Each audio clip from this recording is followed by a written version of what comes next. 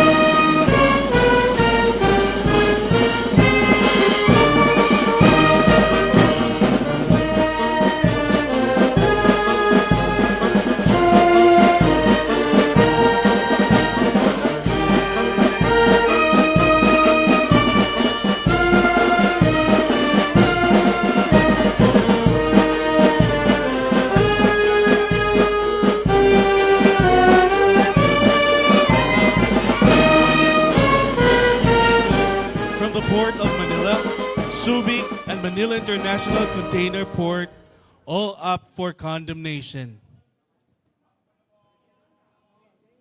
Joining him are Executive Secretary Salvador Medaldea, Secretary Carlos Dominguez III, Secretary Martin Andenar, PNP Chief Ronald De La Rosa,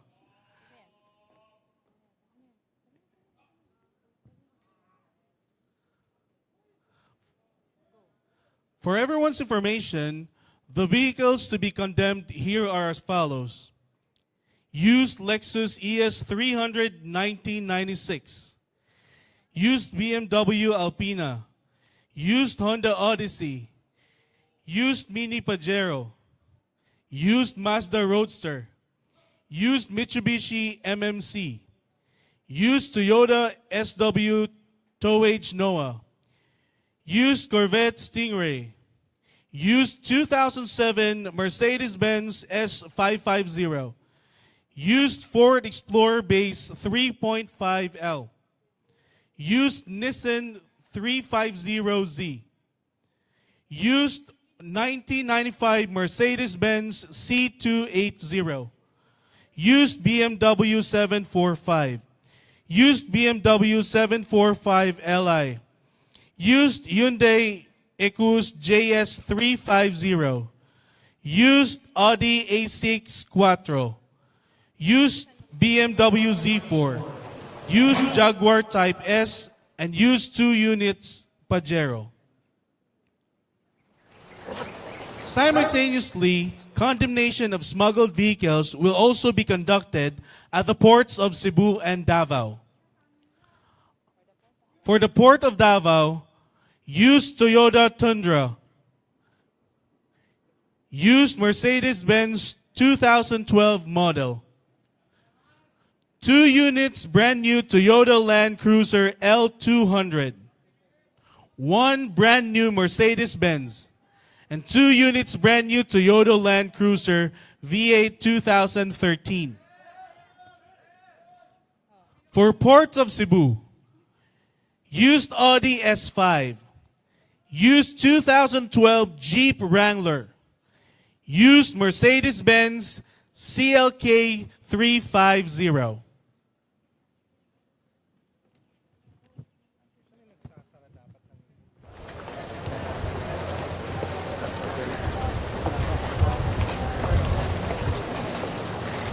Thank you very much, Mr. President.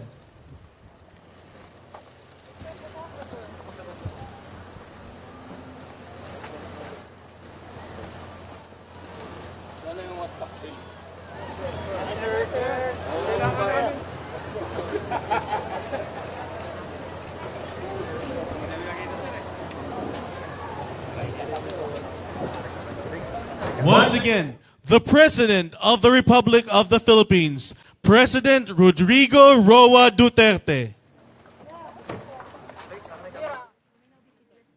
You may now be seated.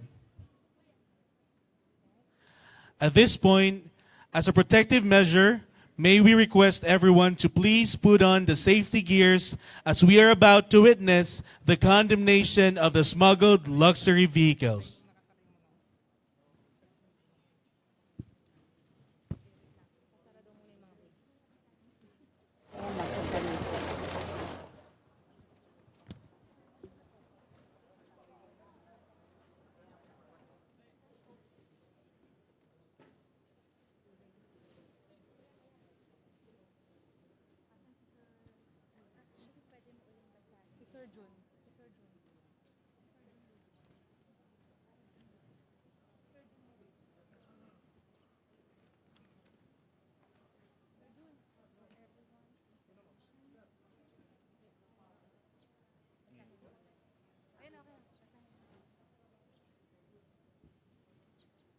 Okay na to, sir. Nabasa na po.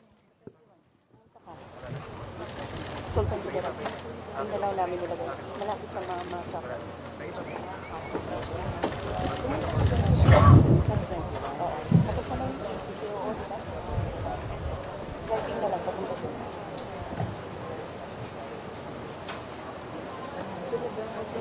Ladies and gentlemen, please direct your attention to the condemnation area as we commence the condemnation of the 20 smuggled luxury vehicles. Let us now start with the condemnation of the luxury vehicles.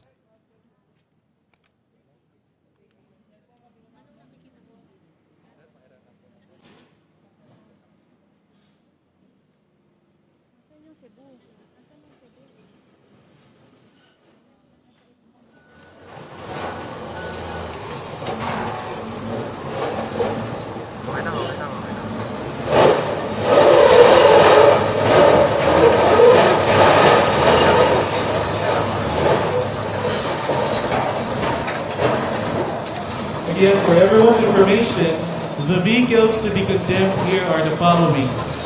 Used Lexus ES300 1996. Used BMW Alpina. Used Honda Odyssey. Used Mini Pajero. Used Mazda Roadster. Used Mitsubishi MMC. Used Toyota SW Towage Noah. Used Corvette Stingray. Used 2007 Mercedes-Benz S550. Used Ford Explorer Base 3.5L. Used Nissan 350Z. Used 1995 Mercedes-Benz C280. Used BMW 745. Used BMW 745 Li. Used Hyundai Equus JS350. Used Audi A6 Quattro. Used BMW Z4. Used Jaguar Type S. And used 2 units Pajero. Simultaneously, condemnation of smuggled vehicles are conducted at the port of Davao and Cebu. At the port of Davao, used Toyota Tundra, used Mercedes-Benz 2012 model, 2 units brand new Toyota Land Cruiser L200, 1 brand new Mercedes-Benz, 2 units brand new Toyota Land Cruiser V8 2013.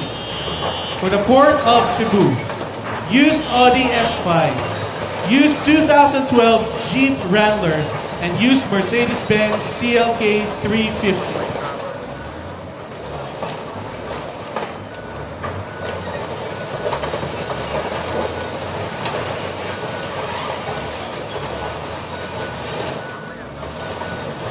We are also watching live the actual condemnation of 7 vehicles at the port of Davao and 3 luxury vehicles at the port of Cebu.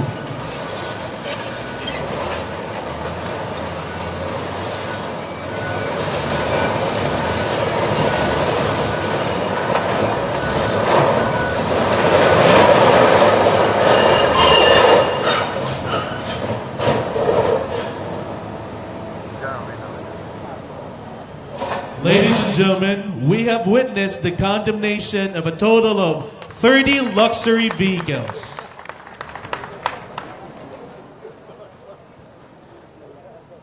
Thank you very much. We will now proceed to the Ockham grounds for the celebration of the 116th founding anniversary of the Bureau of Customs.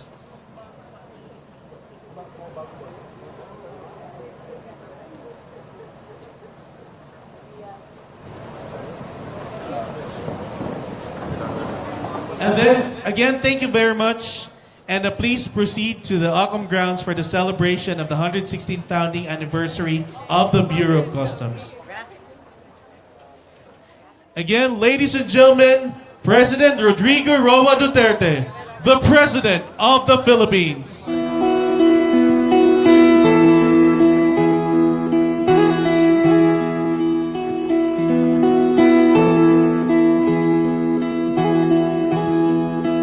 Ikaw ang pangulo para sa pagbabago. Sawa na ang bayan ko sa magnanakaw na tao.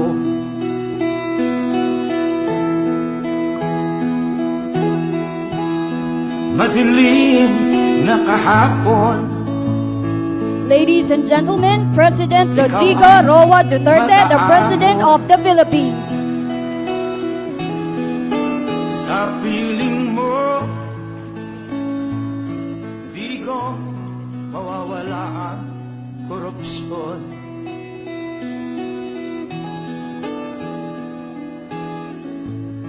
Tayo na, Pilipinas. Tayo na. You may now take your seats. Thank you.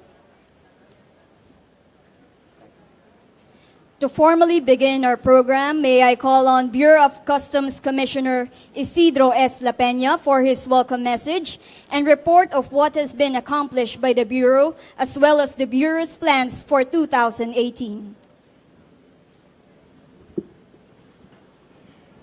Our President, Mayor Rodrigo Roa Duterte, Secretary Carlos Dominguez of the Department of Finance and other cabinet secretaries, heads of agencies, members of the diplomatic corps, our awardees, the officers, men and women of the Bureau of Customs, our friends from the media, my wife, Becky. Ladies and gentlemen, magandang hapon po sa inyong lahat.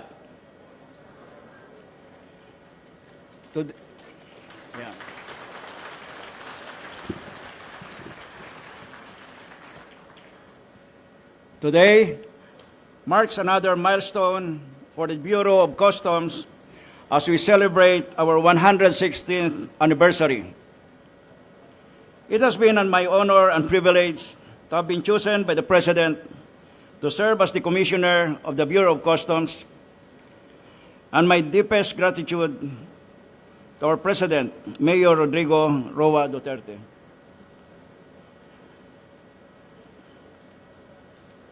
He has bestowed upon me to address two of the top priority concerns of the administration. First is the drug problem, when he appointed me as the head of the Philippine Drug Enforcement Agency, and now corruption as the Commissioner of the Bureau of Customs. Stop corruption and increase revenue earnings. This was my marching order from the President 5 months ago. I was faced with the tremendous challenge of leading the Bureau of Customs, addressing corruption and achieving its collection target, which is the very core of the problems besetting the Bureau. Guided by the President's marching order to institute the necessary reforms in the Bureau, I came up with my 5-point priority program that aims to, 1, stop corruption, number 2, increase revenue collection, number 3, ensure trade facilitation, Number 4, strengthen anti-smuggling efforts. And number 5, enhance personnel incentives, reward system, and compensation benefits for the members of the Bureau of Customs. For the Bureau of Customs, it has been more than a century of journey, 116 years. While for me, it is close to a 5-month challenging but very self-fulfilling journey. Today is indeed an occasion to pause, look back, and celebrate. Mr. President, I'm happy to report that through the support of the good officers, men and women of the Bureau of Customs, the last quarter of 2017 was remarkable for many reasons. We achieved positive changes in our reform efforts and revenue collection through strategic and effective policy reforms.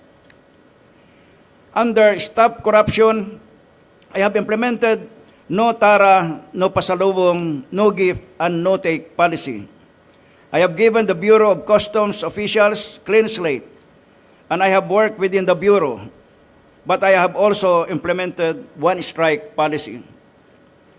On the last 4 months of 2017, 691 officials and employees were relieved or reshuffled from their posts, while this year, in a month's time, 139 Bureau of Customs personnel were already reassigned or reshuffled, all for the purpose of addressing corruption and improving revenue collection. I would like to personally thank Secretary Dominguez for his full support on my reform efforts. We are now strictly monitoring the performance of our employees, and a total of 21 administrative charges were filed in 2017, and of this number, 2 personnel were dismissed, while 16 were suspended.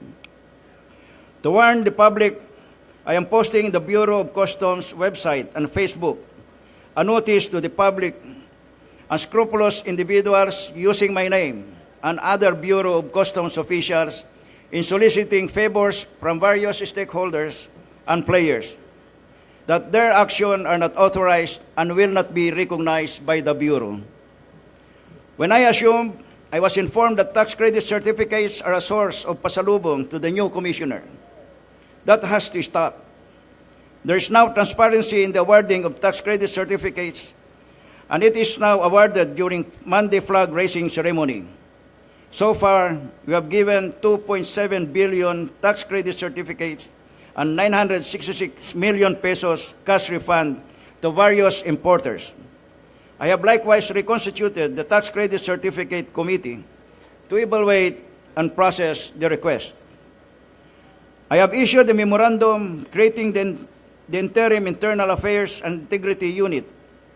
It is an investigative body created to stop illicit activities of customs officials and employees and strengthen the disciplinary actions against erring personnel. I am strengthening the Bureau of Customs CARES, or BOC CARES. It is the Bureau's assistance and feedback mechanism to promote transparency and help the public in answering their queries and reports on the Bureau of Customs related concern.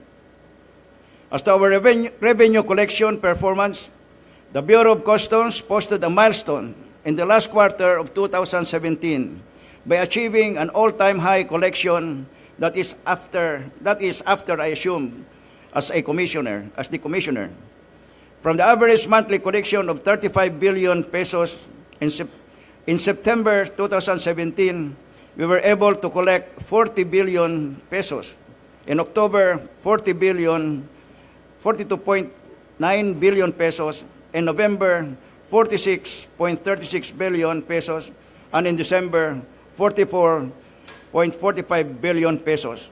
These collections are all-time high in the history of the Bureau of Customs.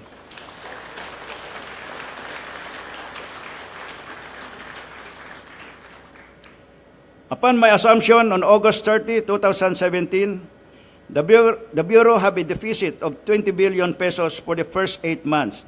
And at the end of the year, for the next 4 months, we were able to reduce the deficit to 10 billion pesos. Our revenue performance in 2017 is an impressive 98% compared with the 81% in 2015 and 80% in 2016.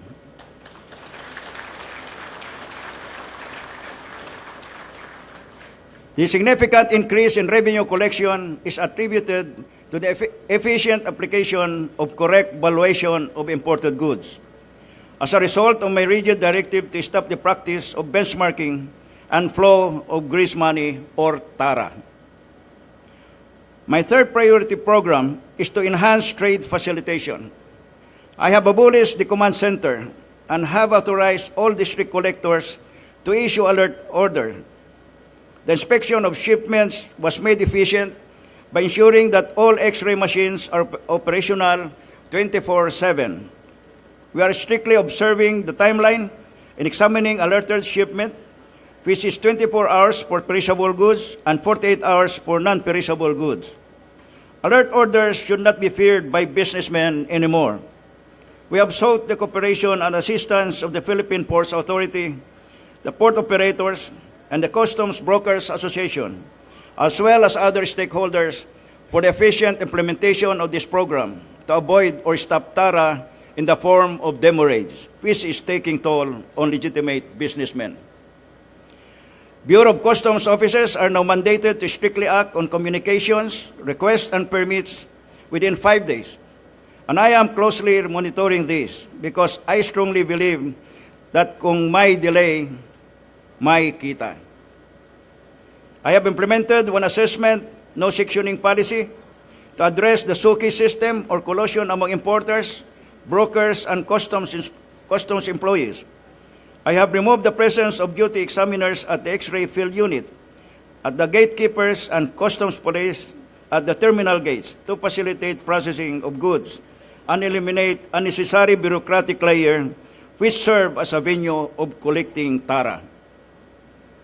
To strengthen our anti-smuggling efforts, I immediately suspended the green lane to ensure that no illegal drugs and other contraband goods will pass through our ports.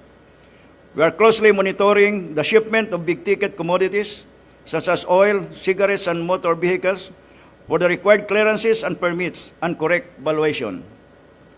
We have improved our inspection capabilities through installation of additional 19 X-rays at the Bureau of Customs in Naiya and Davao. Various smuggled goods consisting of vehicles, fake products, and agricultural products worth 37.88 billion pesos have been seized in 2017 and 13 million in 2018. That is for January alone. A total of 6.63 billion worth of illegal drugs were seized in 2017 and 253 million in 2018. On our efforts against erring importers and brokers, we have filed 12 cases against importers before the Department of Justice in 2017. Smuggling charges were filed against 2 companies for illegal importation of various merchandise in 2018. We have suspended the accreditation of 200 importers and 94 customs brokers for violations of customs laws. I have also limited the brokers' representatives to only 3 per port to ensure accountability among customs brokers. My 5th priority program is to enhance personnel incentives, reward system, and compensation benefits. 567 personnel were promoted within the last quarter of 2017, in my time. The Bureau opened 3,000 more positions which has not been filled up before for promotion and hiring. To know the situation on the ground, I have visited all major ports and most of the sub-ports since I assumed as Customs Commissioner. As part of my reform agenda for 2018, I will be prioritizing the full automation of the Bureau of Customs system. We are working closely with the World Bank for our comprehensive customs modernization plan. Institutional development includes the establishment of a customs academy with Subic as a prospective location. The Bureau will also form an anti-smuggling task force to have a dedicated unit to address the smuggling problem in the country. To the officers, men and women of the Bureau of Customs, let us do things the right way. Let us move in one direction so that we will regain the trust of the people and stand as a pillar of the nation. Thank you for all your support and cooperation.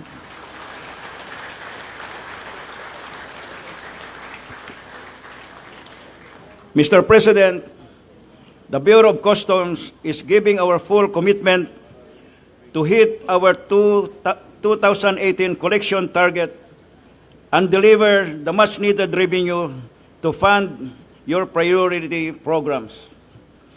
Maraming salamat at mabuhay po tayong lahat, and happy anniversary to the Bureau of Customs. Thank you, Commissioner La Peña. Today also calls for recognizing the men and women behind the achievements of the Bureau of Customs.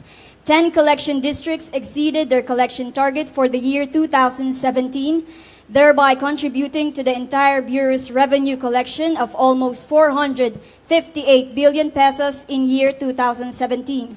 To give the awards to the performing collection districts, again, may we call Commissioner La Peña and Secretary Dominguez, and may we also request President Duterte to witness the presentation of awards. To our awardees, please come up on stage to receive the awards. The top 10 performing ports are Batangas. To receive the award, may we call on Mr. Reynaldo M. Galeno, District Collector.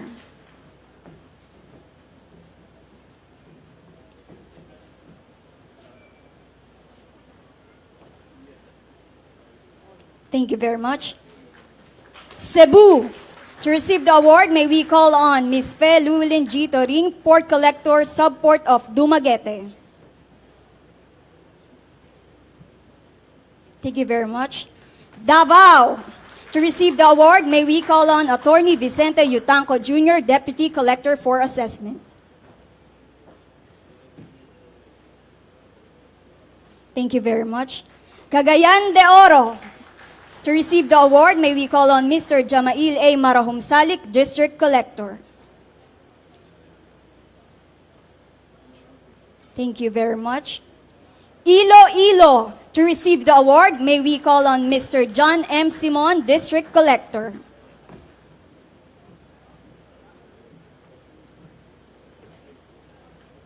Thank you very much. San Fernando, La Union. To receive the award, may we call on Attorney Filimon L. Mendoza Jr., District Collector. Thank you very much. Tacloban. To receive the award, may we call on Mr. Jose A. Naig, District Collector.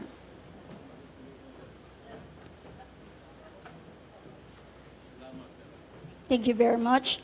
Zamboanga. To receive the award, may we call on Attorney Jesus D. Balmores, District Collector. Thank you very much. Legazpi. To receive the award, may we call on Attorney Maria Lourdes V. Mangawang, District Collector.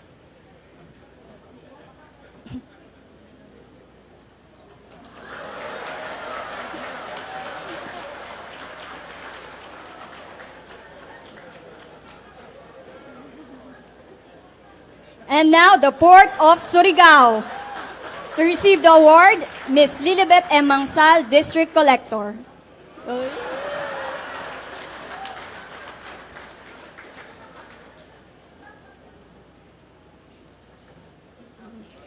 Congratulations to the awardees for this year, and thank you, Mr. President, Secretary Dominguez, and Commissioner La Peña. And now, to introduce our guests of honor, may I call on the Executive Secretary, Salvador Medialdea.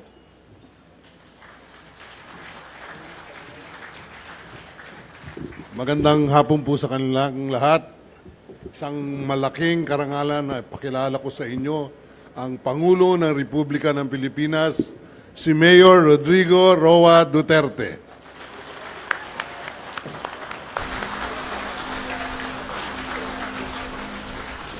Thank you for your courtesy.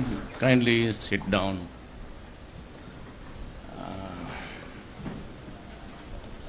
I have here a 3-page speech. I am afraid that this would not be enough really to express what is in my heart. You know, my co-workers in government, I hate, it leaves a bad taste in the mouth to be talking about corruption and graft, especially among, well, at least the educated and learned people, and especially so about finances and money, revenues. Ayaw ko sana. Pero kaya lang, I am not in front of an incorrigible crowd. I know that most of you are honest. Otherwise, we have not collected this huge amount. Alam ko yan. I grew up in a bureaucracy and I started as at that time, the 7th assistant city fiscal of Davao. And ano rin ako, climbing up to the second spot eventually before I became mayor. So many years of sacrifice. And again in that office and every other office in government is a veritable ground for corruption. Nandyan yan eh. And it starts from the top. Ako, sinasabi ko sa inyo, whether you like to believe it or not, papers about transactions in government do not reach my desk. I only sign appointments and security matters and keeps me busy all the time. Lahat yung mga, whatever be department, it stays there. And I have given the authority to every cabinet member to decide and to use his own talent to protect the interest of the nation.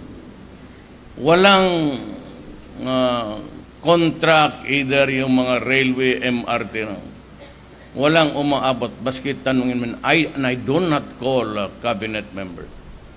And you can ask them, and even Sid, who's a good friend of mine, I have not for the life of me even called him once. Kita ko siya yung was inducted into office, and that's about it. And so Mr. Dolay of the BIR. Alam mo, Sunny of, magtaka kayo kung bakit na, but I will answer it in full detail and with a good explanation later on. But kung bakit maraming, sabi nga nila, militarize ang civilian bureaucracy. I will give you the answer maybe in the future. But for now, let's just say that I need them to run the government faster and more to my liking and immediately done. Ito sila, they are not strangers to me. They are not my kababayans. Some of them or most of them are military men who during the years of their in the career build-up, they happen to pass by or sojourn Davao City. Because I was the chairman of the Peace and Order Council, mas expanded yung rapport ko sa mga military. Hindi ko yan sila kilala noon. But nakilala ko sa, for example, like Sid started as a second lieutenant right after his PMA days. I was then a vice mayor. And I became mayor for 23 years. So lahat yan sila. Si Koy, lahat dito. Moreno. Nakilala ko lang yan sila along the way in my mayorship days. And yung iba naman sila, Dulay, Belio, they were my dorm mates. And karamihan sa yung ano namin, sa floor namin, were almost all Ilocanos. Kaya karamihan na puro Ilocano ang naging barkada ko. But when I was choosing the men and women to run this government, I remember them for their goodwill and honesty. The innate, basic honesty of a person. Mga estudyante lang kami lang, Dulay na. So I could more or less had a glimpse of the values of that persona. Sid eventually became, but I chose him as chief of police, then the regional commander, and his penultimate position was that of operations of the PNP. And so with the others. Pero wala ko kaming na baka sabihin ninyo, nagpapalakas ako sa military. I've been telling the military, I do not need your personal loyalty. Far from it. Your loyalty should remain only to one specific thing. And that is the Constitution of the Republic of the Philippines. And it symbolizes, it's an abstract thing actually. Not everybody understands what's written there. But the flag represents that union. Remember that we are not blood brothers. Well, as a Filipino, maybe as a race, yes. But magkakaiba-iba to with different dialects, minus, idiosyncrasies, lahat. Hindi tayo magkakilala. But once upon a time, whether it was a Ford-Hartley decision or not, our forefathers decided to write a constitution that binds us. Now, it might not really be the perfect constitution. As a matter of fact, it has so much, there's a room for improvement. But then again, as we continue in the nation building, which was started many, many centuries ago, we just have to make something out of it during our generation. And your generation is really to take care of the next generation. That is included in our duty. To pass on the values, whether good or bad, to the next children, and maybe, pero wala na tayo doon. Ako sabi ko sa mga anak ko, hanggang anak lang ako. Huwag na ninyo akong bigyan ng trabaho na to the grandchildren. Of course, I love them. But my worry is only how they would live out life as it is presented in this planet. Hanggang anak lang ako, sabi. But during my time, there are things which are really bothering us. And almost always to the critics, and I accept their criticism. This is democracy. Accept their evaluation of things vis-a-vis with mine. I was not the one who declared drug problem as a national security threat. It was Gloria Arroyo. So from there, I don't know, but I am not trying to belittle Aquino, but his role just went by para sa akin in a flash. It's now past tense.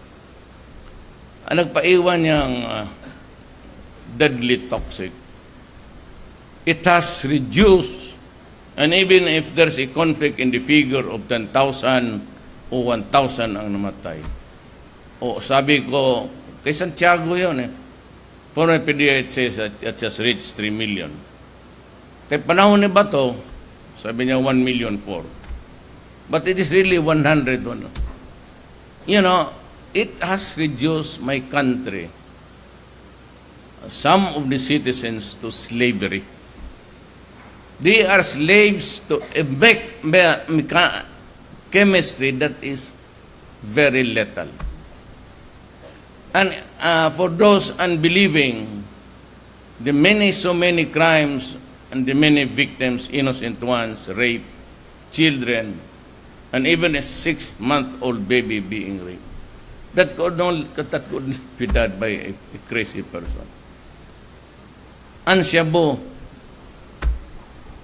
had a great contribution to that. But when I was mayor, I said, and it was during Sid's time and si Batong, pati si Koy, they were, sinabi ko sa kanila, when I was mayor, I'm building a city. I am not a policeman, I am not a soldier. But do not destroy my city because I love the people and the place. You do it and I will kill you, destroy you. And that statement is intended for the human rights people. When I became president, I said, I am not a military man, I am a general. I'm just an ordinary worker in government. Pero ang problema, the task is on my lap and I have to do something about it. So sabi ko, huwag mong sirain ang bayan mo. Kasi putang ina, papatayin talaga kita. Huwag mong patayin ang mga anak namin. Kasi yan lang ang pag-asa nating lahat. Except for those guys who own those, yung gustong bumili ng mga yung sinira, pati yung mga brand nyo doon sa Davao. Okay yan sila. They do not need government. They can buy government. They can buy their security, buy all the things that they need, luxury or otherwise. How about the poor people? Hindi nila kailangan ng gobyerno. Yung mga Taipan dyan, they can provide for own security. They have so much money to live comfortably until kingdom come. Tayo, kayo, ako. Why are we working here? And how much do you expect to receive at the end of your productive life when you retire at the age of 65? Magkano? Ako, maybe pegged to the highest salary, 3-4 million. Justices, mas malaki yan sila. Ordinary empleyado. Sabat 1-2, policemen. Mabuti nilang dinubli ko yung sweldo nila. Ilan pa kuha lang nila? 800,000. And they retire at the age of 56. Strong enough to pull a truck. God. Tapos they wait out until they die. And at the age of 50, papasok na lahat. Diabetes, hypertension, lahat na. Kidney. Para ito mga sundalo, halos sira ang kanilang kidney. I don't know why, but it's the popular disease that they would like to acquire. All of them halos sira ang kidney. Siguro, inom dito ng tubig, yung inom doon. Baka inunom ninyo yung ginamit ng babae sa ligo niya.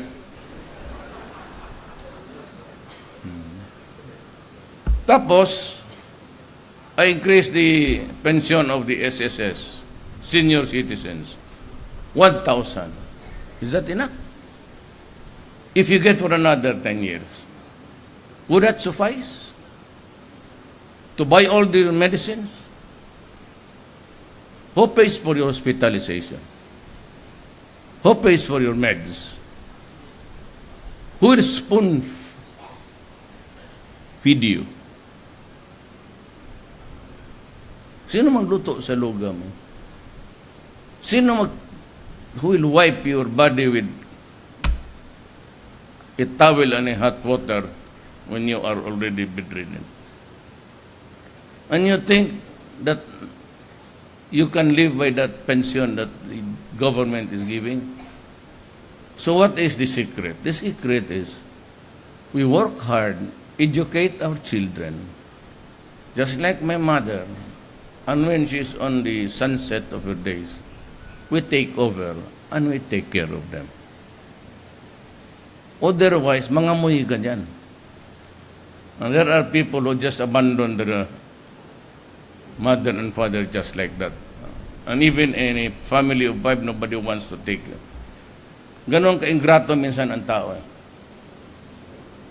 And so itong drugs na ito, it's about, palagay na natin 1,000 ba? I will not debate with, wasting my time with, sabi nila 1 million. Yung kay Bato. That one, it's a joke. You have 1 million people craving for a drug to have the fix for the day. And kung walang pera, they go about killing people, hold up dito, hold up doon. And when they go crazy, they rape children, they rape families. Tapos, the latest one, a 6-month-old child. The last killing, sabi ko, nung sa Bulacan. Inuman, it always starts with alcohol ng Cebu. Pag Cebu yan, maghanap yan ng beer, tanduay. Pag loko-loko na yan, gumagano na, they go to a house, rape the blind mother, rape the daughter-in-law, killing the 14-year-old, pati yung 1-year-old, pinakialaman pa, pinatay. Sino maligayahan yan? And you want me just to respond to Mayor, what can you say about the killing?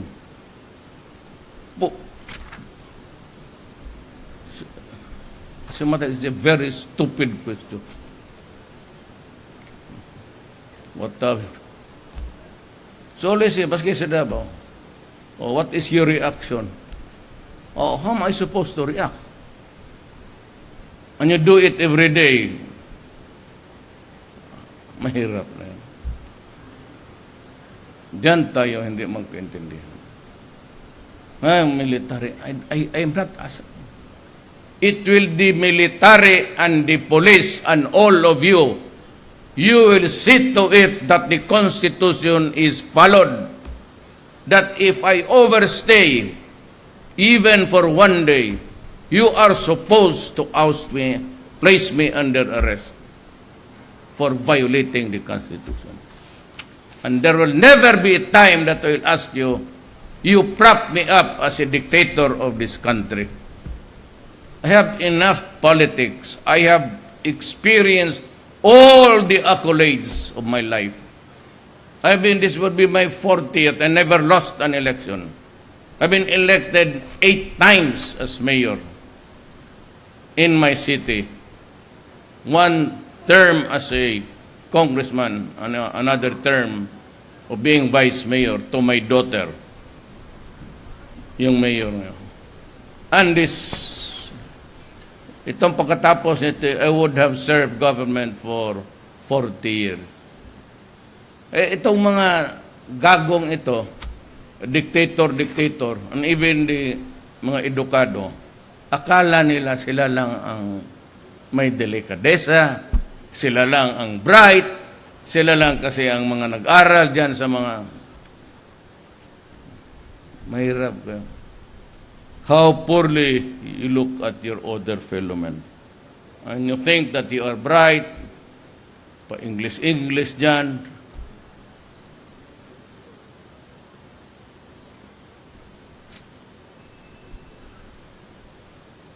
Hindi ko maintindihan yung buhay. Pero, I would be happy. Tell you what, listen to me very carefully. The only singular and sole reason why I am hurrying up the federal setup is I'm telling you now as your president na pag walang different structural changes dyan sa Mindanao, the more people will go to war. And believe me, because my grandmother, si Maranao, hihirit talaga yan. And when the time comes, of course, they have opted to remain in the talks. I thank Allah for that. That there's enough sense left in them. But kung walang maibigay tayo, and because they were well ahead in Mindanao ang Islam by almost 90 years before Magellan came here and fucking our own country, under them for 400 years, plus the Americans for another 50 years. And it was at that time pagdating nila ng Amerikano and Espanyol, Mindanao was already Islam. So when the Americans allowed the exploitation of Mindanao, they copied the homestead style sa Amerika. Yung go west, young man, because there's a lot of land ahead of you. Dito, we forgot that there were already the Adams and Eve there. So modern times, sabi nga ng libro, and the living past, that spirit is living past. And modern times, sabihin nila that is 300, 400 years ago, it ain't matter. Kasi sila feel that they are oppressed. They see the government of the imperial Spain as the head of that government, the head of the tail of this government now. It has always been monopolized by the Christian. Power has been concentrated in Manila. In a war, the Moro people or the different tribes there are not our enemies. They are our brother Malays. But in a war, your enemy is my friend. So, the ISIS has gained a foothold in the southern part of the Philippines. It's a mix. But it has never been a question on issue of religion. It never has been. But it's turning to be an ugly one. And I think it's... kasi nandito na, the Syrians, the Arabs, because they are the white Arabs, there are the dark Arabs, a lot of Indonesian and Malaysian terrorists there. Just waiting to, you give them the slightest reason. That's the only thing. It has nothing to do with perpetuating in power. I guarantee you, if they're able to perfect it in 2020, and if they calls for an election of a president, I will step down. That is my guarantee to the Filipino nation. If you can perfect the federal setup or any other kind of structure that could prevent a war, violence, bloodshed, I will go down. If they can do it in 2020, I will not wait for 2022. I will gladly step down. That is my commitment to the military, to the police, and to everybody. Yan lang. Do not listen to those idiotic, mas marunong.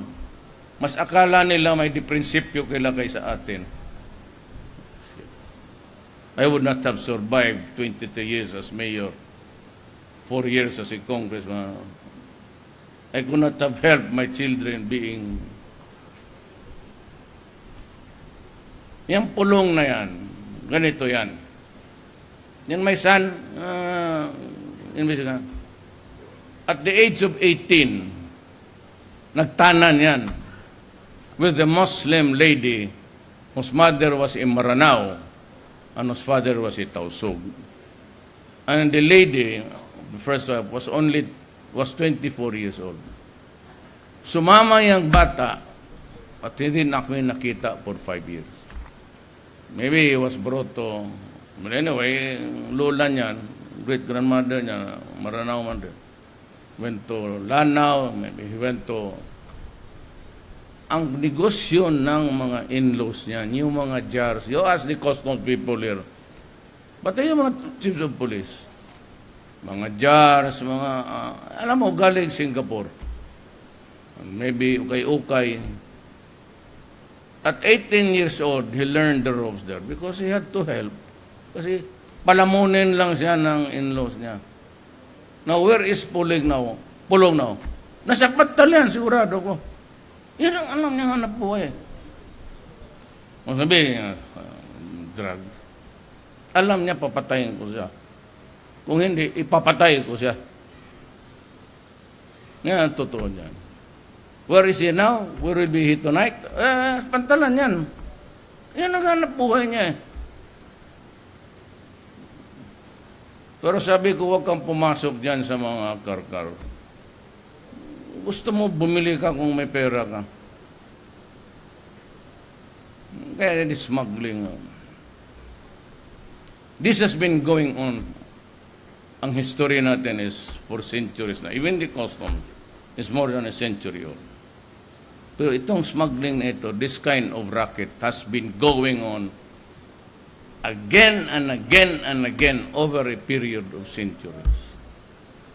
Well, it has to stop. Ayaw kong ipagbili.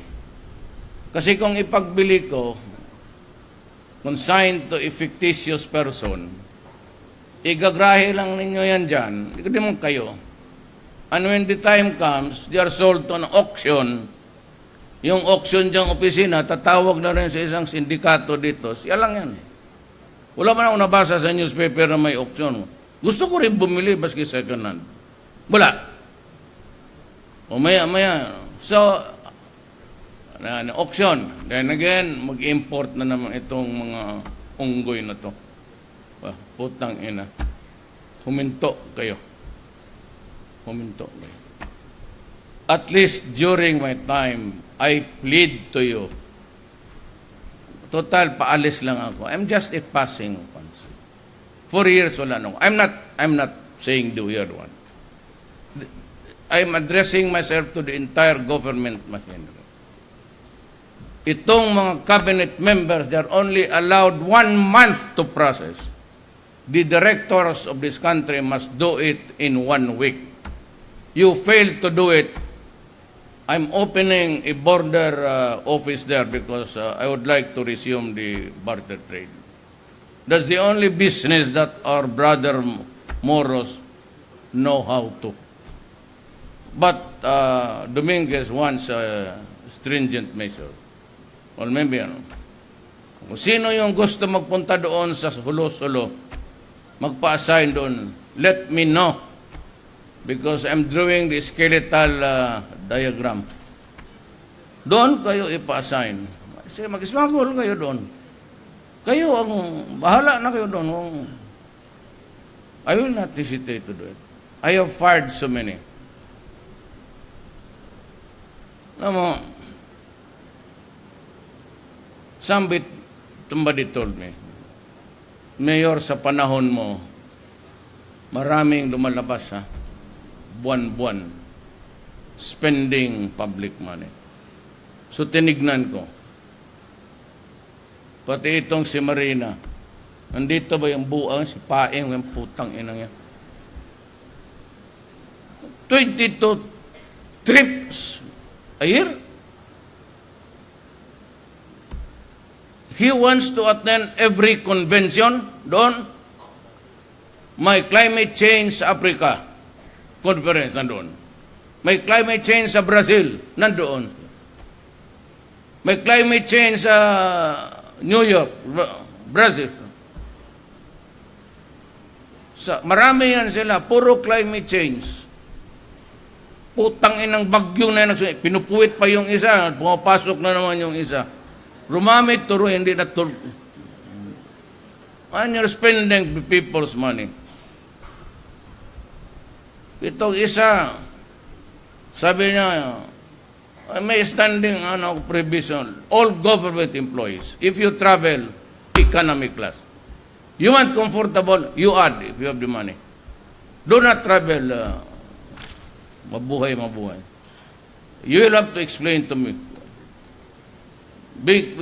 Show me the receipt that you added more to be upgraded there to them.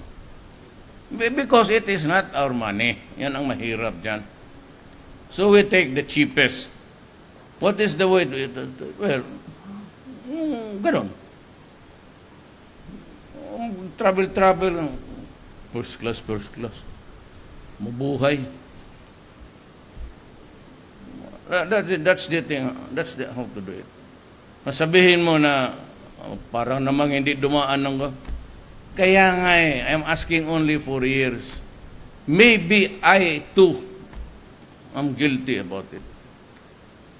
Kung pag-presidente na ako ngayon, I carry the burden of, wag na yung mga moral, I carry the burden of the trust of the people.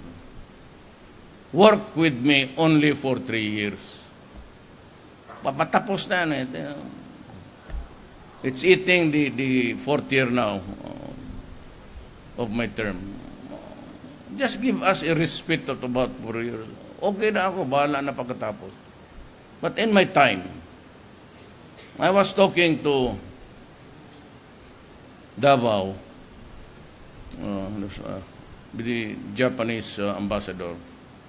Sa Davao, ako pick up lang. Paski dito pick up lang. Yung mga taga Davao alam ninyo. Pero yung mga taga Davao, kasi nagmamagandang loob yung Japan, Japan wants to help us also, give us 26 Monteros Mitsubishi. Sabi ko sa mga pulis, hoy,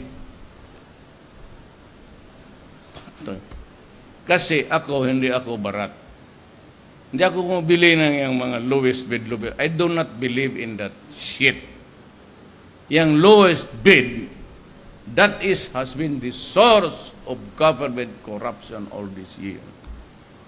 Alam ng kuha yan. And there was a statement by Congress na we cannot altogether remove. I will not obey you and even the COA.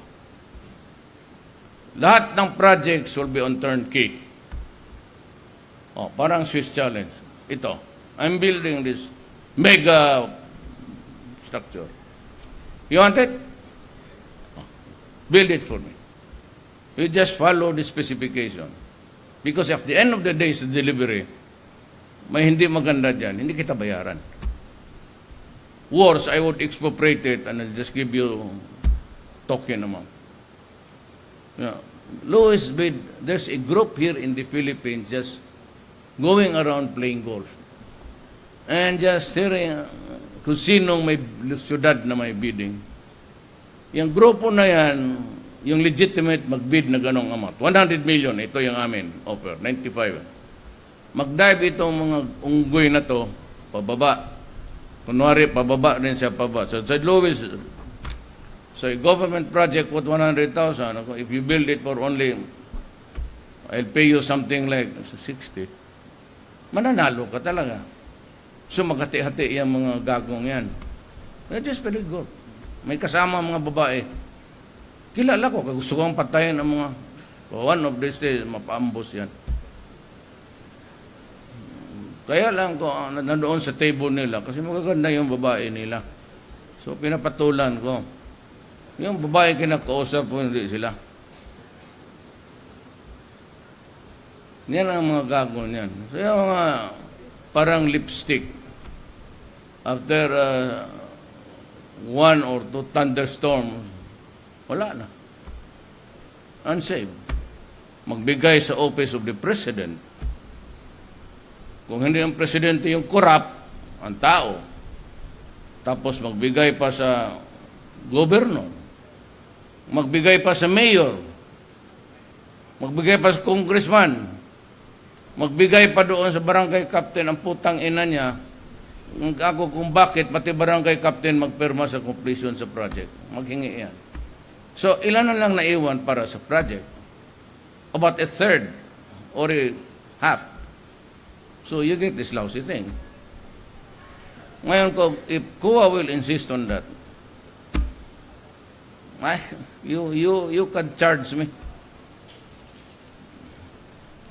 Kasi, you know very well, Commission on Audit, pati kayong ombudsman, that process of lowest bid corrupts everybody there. So yun lang. Kaya yung pulis sinabi ko, kasi nagbibili ako Isuzu, Toyota. And they are still there. Yung binili kong mayor ako, dinagdagan pa ng Japanese government. Kasi yung nabili ko yan, ayun ko kung kaninong panahon yun. Nagbili ako ng mga Hilux. Tarantadong pulis na ito, opisyal, gidriban, lasig, bidugo, natumba ngayon sa pagtingin ko. One week old lang yung Toyota na sinaw pa masyado. Ano ba sinaw sa Tagalog? Kasi itong mga Tagalog ayaw mag-aral ng Bisaya, mga buang. Makintab pa masyado paglabas. Ako pa nagsama doon sa kita ko, nasira. Gusto kong umiyak. Talagang napaiyak ako. Eh, siyempre, mayor ka. Ganda yung sakyan.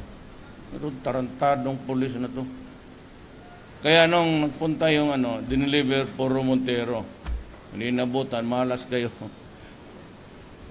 Japanese assistance. May sinabi ako sa kanila. Pero ang eager beaver naman, ang mga tao ko sumubra. May, pahingi nga ng pahingi na nung pamphlet na ginawa ninyo. Pero this is not intended. Again, mga kapatid kong Assalamualaikum, hindi ito para sa inyo. Pero ang litratong ginamit kasi ng tumbong na ito si Bong, apo ito sa biggest printing press outside of Manila. Alam mo yung taga Davao, yung Tesoro, good ng UM. Manila yan. Hindi na kailangan magnagaw ng frigate yan. May yate na yan eh. Kaya sabi ko nga, there was a talk. Sinabi sa kanya, you'll be called to testify. Sabi ko, that is your golden opportunity para senador ka. So atan tumakbo ng senador, si Bato gusto rin mag-gobernur.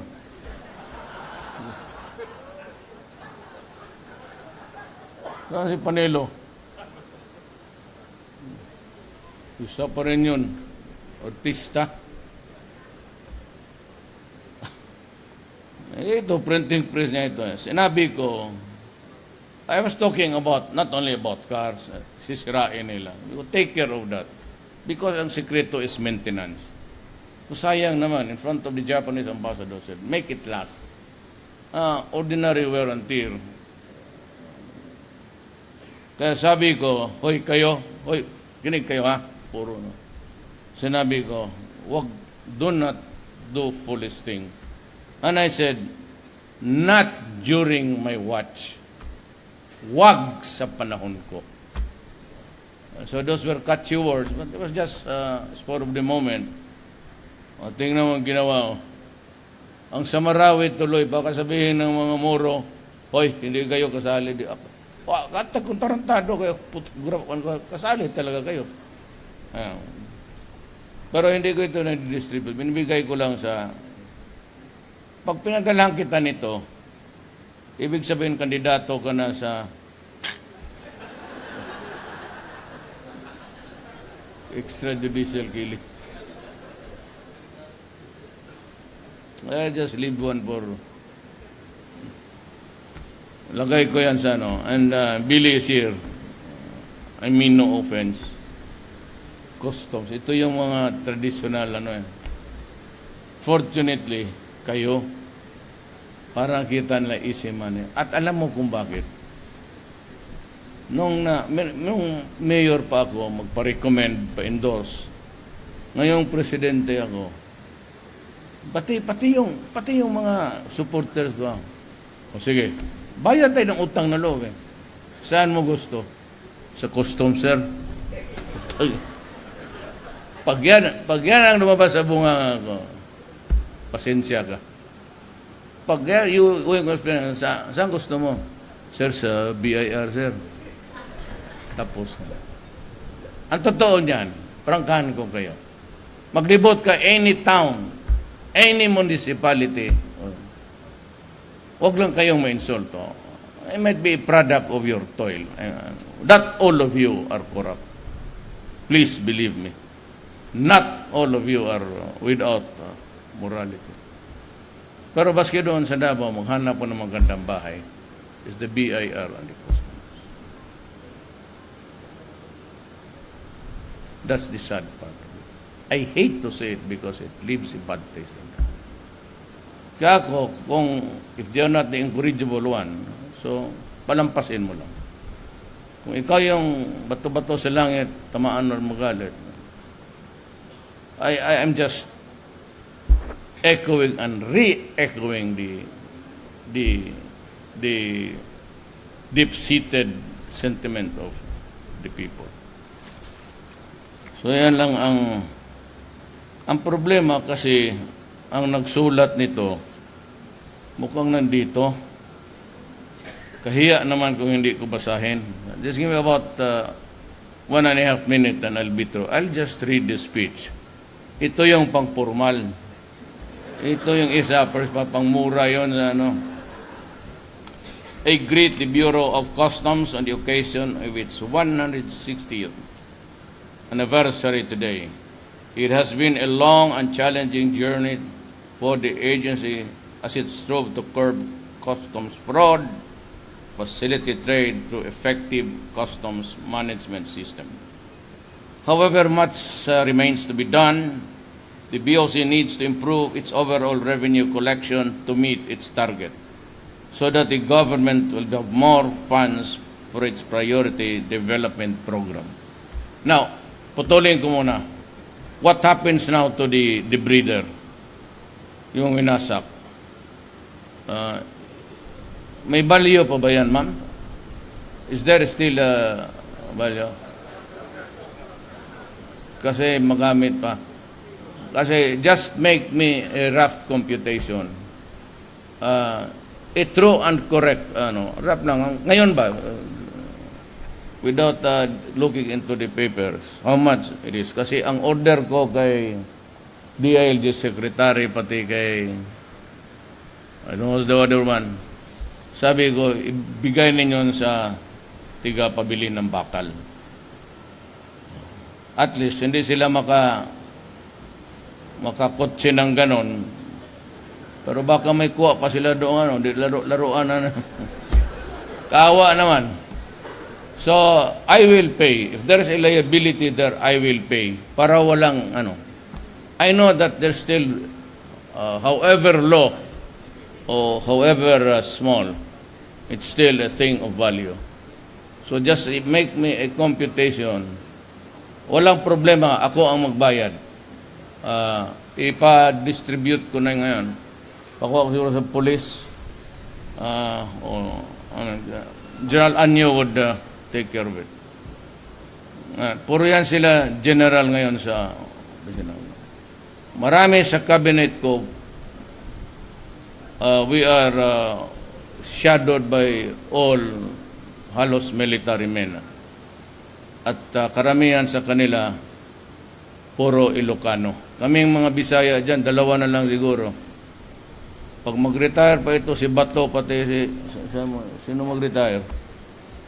Baka maghunta na lang siguro kayo. Okay naman. And I will... do not fight it out. You want me out? Tell me. Wala akong takot-takutin dyan na magkudit-takot. You just tell me, Mayor, gusto namin mag-take over. O sige, halika kayo dito. There. Secretary Esperon, Peña, si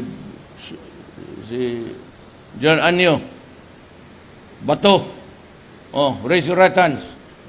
We, the members of the junta, members of the EPP, now officially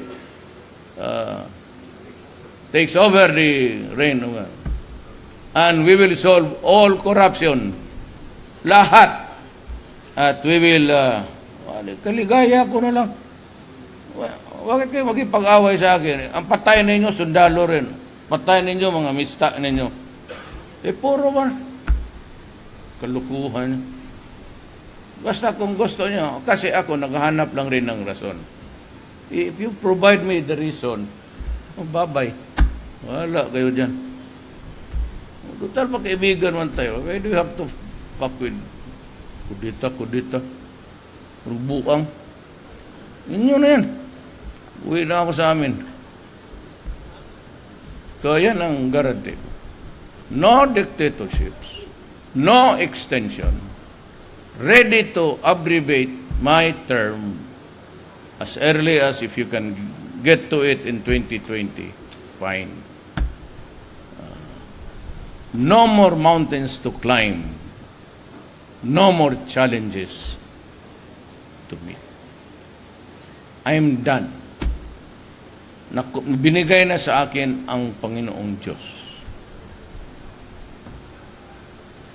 May isa lang na sabi ko, nagpe-pray ako, God, please extend. Sabi ng Diyos, akala ko ba ayaw mo ng extension? Hindi o, sa pwesto. Alam mo na.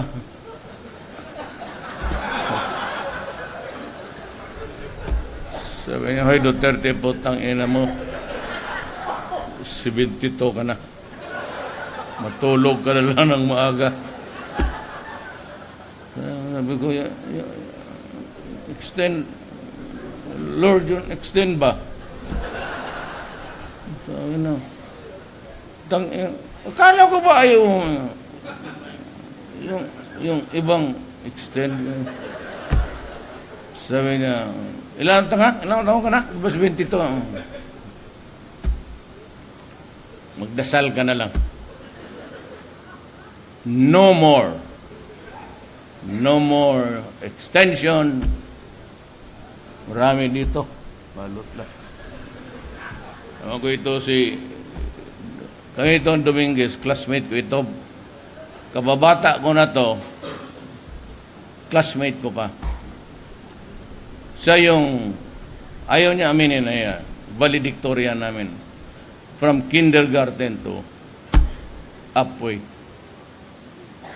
Ako, 75 lang. Took me 7 years to finish high school. Matatapos na yan sila, ako nagpaiwan. Sa law, 76, 77. Agire, cum laude yan. Pero naubos ang buhok sa kakaaral ang putang. Tugadi, valedictorian yan. Agiri, cum laude ata. Magna. Lahat yan sila yung classmate ko. Dennis,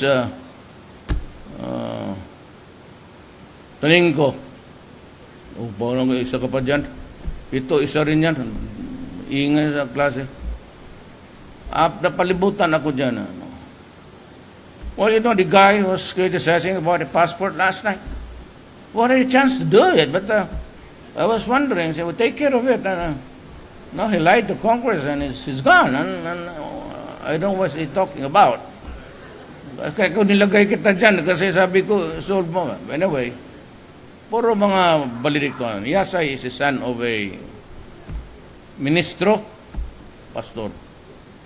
Kaya when he talks, talagang perfect English. Oxford ang ano niyan. Ayoko, nakapunta ng Oxford ko, ayaw ko. Pagkaalam ko niyan, fugitive yan. Kasi hinanap ng military yan noong 1972 batch kami. So I'm surrounded with valedictorian. Anya is very good. And Danaro went to school outside. Saan ka nag-aral? Australian graduate to. Ito, Davao City Elementary School lang. Pero, sad to say, just like the military, sad to say, with all the valedictorians and military people, Lorenzana is bright. He's the valedictorian. Totoo yan. Sabi ni Kibuloy ba, pastor? Sabi niya, he was a classmate sa Notre Dame. Si Delphin, pikit yan, Cotabato. He was their valedictorian.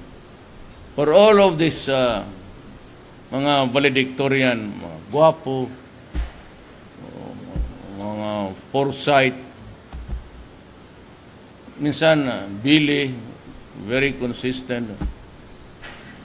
Magtingin ako sa kanila ngayon, mga trabahante ko mula itong yawa na ito. They all work for the 75. So, yung anak ninyo mag-75, hayaan lang ninyo.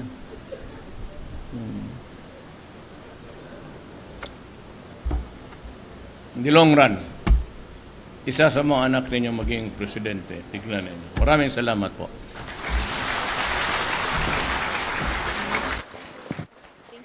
Thank you so much, Mr. President, for your inspiring message.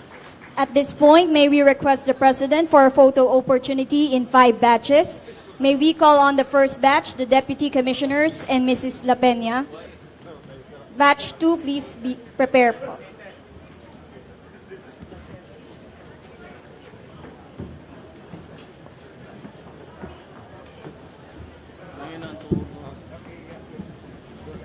Dito?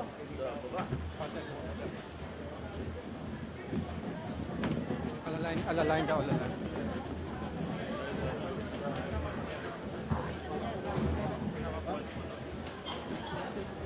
Tayo siya, babalik siya. Babalik siya.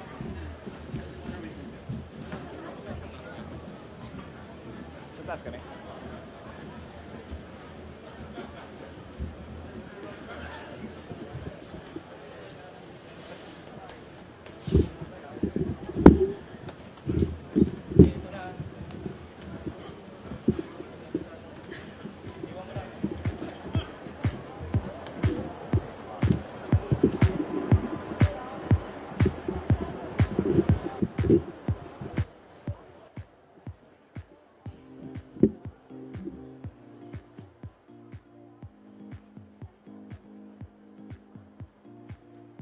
Thank you very much. Please exit on your right. Second batch, the awardees. Batch 3, please prepare.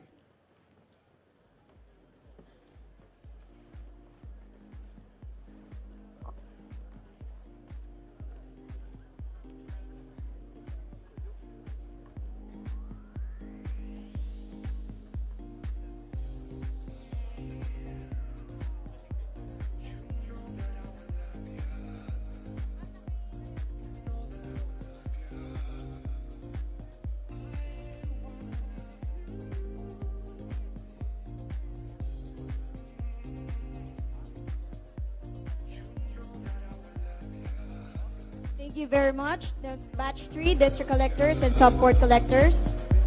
Batch 4, please prepare.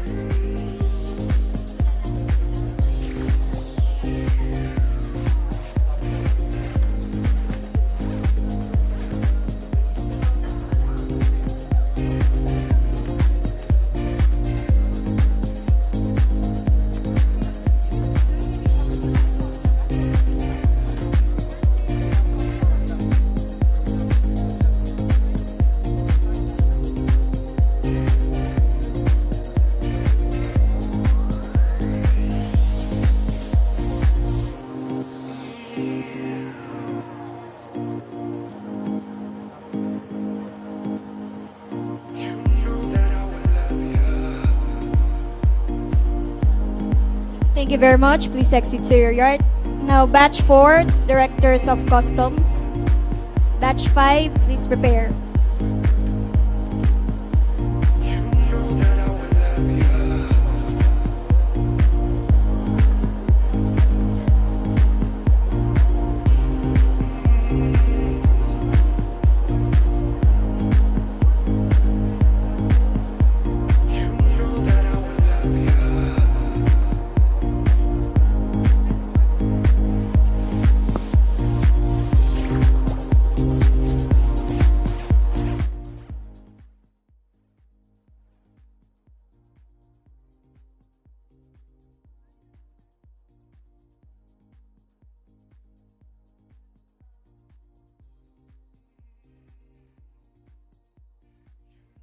you very much. Batch 5, guests of Commissioner La Peña.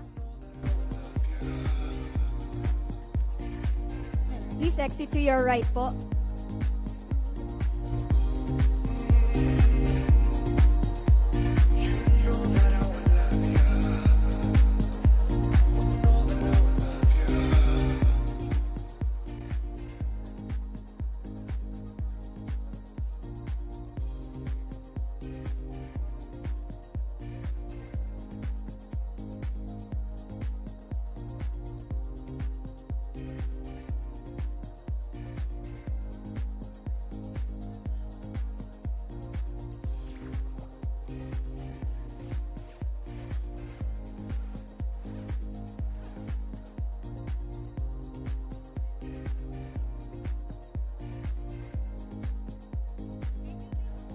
Thank you very much. Please exit to your right. Thank you very much, Mr. President. Dito po nagtatapos ang ating programa. On behalf of Commissioner La Peña and all the officers, men and women of the Bureau of Customs, thank you, President Rodrigo Roa Duterte and all our guests and friends from the industry. Again, maraming salamat po at mabuhay tayong lahat. Happy anniversary!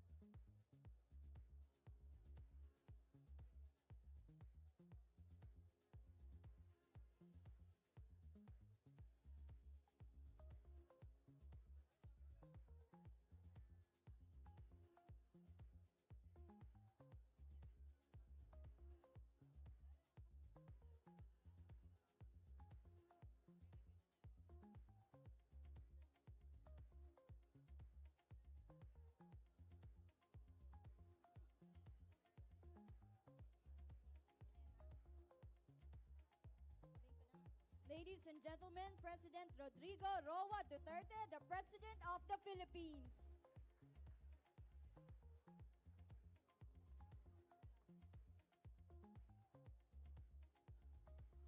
Muli, thank you for joining us in the celebration of the Bureau of Customs' 116th founding anniversary.